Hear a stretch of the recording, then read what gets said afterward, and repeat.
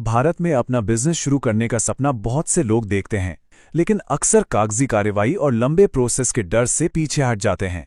पर क्या हो अगर बिजनेस शुरू करने का एक ऐसा रास्ता हो जो सबसे आसान और सबसे तेज हो? तो चलिए आज इसी रास्ते को समझते हैं, प्रोप्राइटरशिप यानी एकल स्वामित्व। ये सवाल अक्सर मन में आता है ना? बिजनेस शुरू करने का नाम सुनते ही लगता है कि इसमें तो महीनों की भागदौड़ होगी। लेकिन सच तो ये है कि कुछ ही दिनों में अपना बिजनेस लॉन्च करना बिल्कुल मुमकिन है।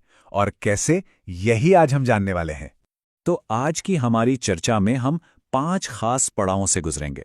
सबसे पहले समझेंगे कि ये एक व्यक्ति वाला बिजनेस आखिर है क्या। फिर देखेंगे कि रजिस्ट्रेशन के लिए क्या-क्या सामान मतलब डॉक्यूमेंट्स चाहिए। इसके बाद लॉन्च की पूरी प्रक्रिया को समझेंगे। फिर इसके फायदे नुकसान का हिसाब लगाएंगे और आखिर में ये फैसला लेने में मदद करेंगे कि क्या ये आपके बिजनेस के लिए सही कदम है। तो चलिए सबसे पहले पहली ईंट रखते हैं। किसी भी बिजनेस की इमारत खड़ी करने से पहले उसकी नींव को समझना बहुत जरूरी है। तो सवाल ये है कि आखिर ये प्रोप्राइटरशिप होता क्या है। देखिए, सीधी सी भाषा में कहें तो ये एक 1% शो है। प्रोप्राइटरशिप फर्म का मतलब है कि बिजनेस का मालिक भी एक ही इंसान है और इसे चलाने वाला भी वही है। और इसकी सबसे सबसे खास बात यही है कि कानून की नजर में मालिक और उसका बिजनेस दोनों अलग अलग नहीं बल्कि एक ही हैं। और यहीं पर प्रोप्राइटरशिप और एक कंपनी या एलएलपी के बीच का सबसे बड़ा फर्क सामने आता है। सोचिए, एक कंपनी में मालिक और कंपनी के बीच एक कानूनी दीवार होती है, पर प्रोप्राइटरशिप में ऐसी कोई दीवार नहीं है। इसका सीधा सा मतलब है बिजनेस का हर फायदा, हर नुकसान और हर कर्ज सीधे सीधे मालिक का होता है। ठीक है, तो अब जब ये समझ आ गया है कि नींव क्या है, तो देखते हैं कि इसे बनाने के लिए औजार क्या क्या चाहिए। और यहाँ एक अच्छी खबर है, ये लिस्ट उतनी लंबी या मुश्किल नहीं है जितना लोग अक्सर सोच लेते हैं। पूरी तैयारी को हम 3 आसान हिस्सों में बांट सकते हैं। पहला, मालिक के खुद के डॉक्यूमेंट्स। दूसरा, बिजनेस जहां से चलेगा उस जगह का प्रूफ।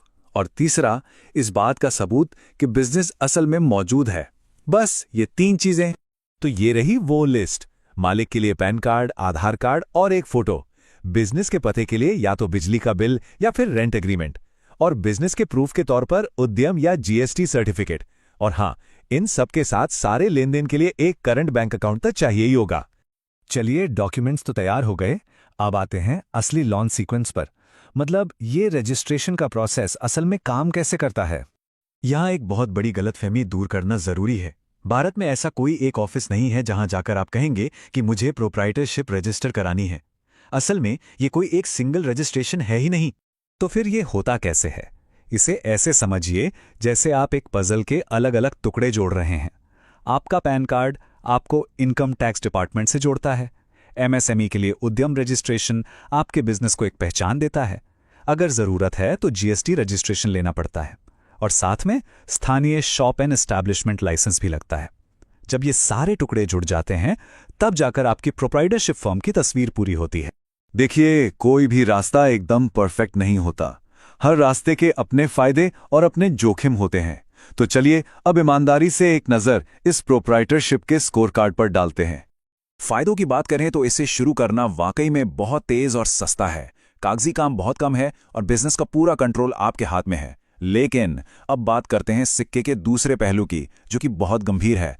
सबसे बड़ा जोखिम है असीमित व्यक्तिगत देयता। इसका सीधा मतलब है कि अगर बिजनेस पर कोई कर्ज चढ़ता है और बिजनेस उसे नहीं चुका पाता, तो वो कर्ज चुकाने के लिए आपकी पर्सनल संपत्ति मतलब आपका घर, आपकी गाड़ी, सब कुछ दांव पर लग सकता है। ये एक बहुत बहुत बड़ा जोखिम है। तो अब जब सारी जानकारी हमारे सामने है, फायदे भी और नुकसान भी, तो सबसे बड़ा सवाल ये उठता है, क्या ये रास्ता आपके सपनों और आपके बिजनेस के लिए सही है? ये एक बहुत जरूरी रणनीतिक फैसला है। तो ये फैसला कैसे लिया जाए? देखिए, अगर कोई अकेले काम शुरू कर रहा है, बिजनेस छोटे पैमाने पर है और उसमें जोखिम भी कम है, तो प्रोप्राइटरशिप एक बेहतरीन ऑप्शन है।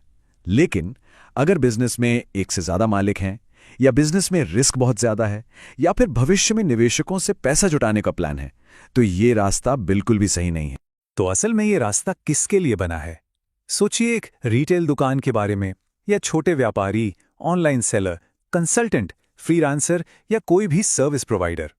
ये वो लोग हैं जिनके लिए सादगी और कम कागजी कार्रवाई सबसे जरूरी है, और उनके लिए ये रास्ता एकदम परफेक्ट। और आखिर में सारी बात इसी एक सवाल पर आके रुक जाती है। प्रोप्राइटरशिप बिजनेस शुरू करने का सबसे आसान और तेज तरीका तो है, इसमें कोई शक नहीं। पर सवाल ये है कि क्या ये सरल नींव भविष्य की बड़ी महत्वाकांक्षाओं का वजन उठा सकती है? ये एक ऐसा सवाल है जिसका जवाब हर उद्यमी को अपने सफर की शुरुआत से पहले खुद से